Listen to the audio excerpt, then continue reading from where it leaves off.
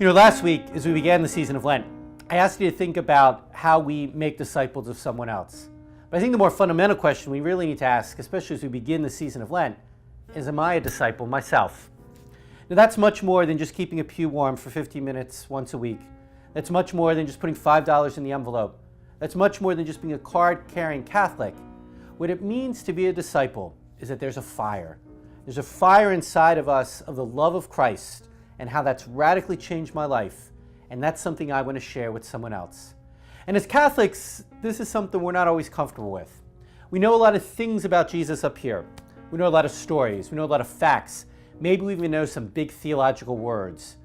But it's not just about knowing Jesus like we know someone else from history, like facts about George Washington or King Louis VIII. It's knowing Jesus in our hearts and allowing him in so that he changes our hearts and our lives are never the same.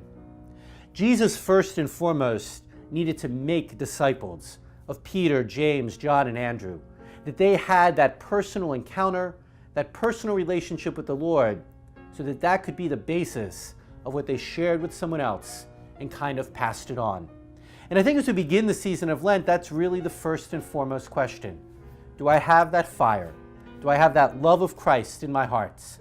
Not just facts rolling around in my head, not just an obligation that I fulfill once a week, but if I truly come to know the Lord.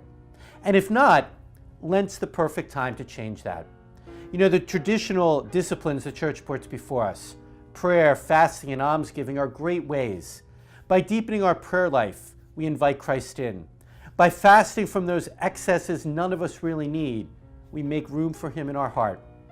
And by learning to give to the poor and the needy, we recognize the face of Christ still present in our world. So if that fire's not there, or if it's died out and is just kind of a bare ember right now, then Lent is a great opportunity for us to rekindle that, to fan that ember back into a flame so that our hearts can be on fire with the love of Christ and therefore on fire that we can share with someone else. A good question for all of us to ask ourselves during this season of Lent.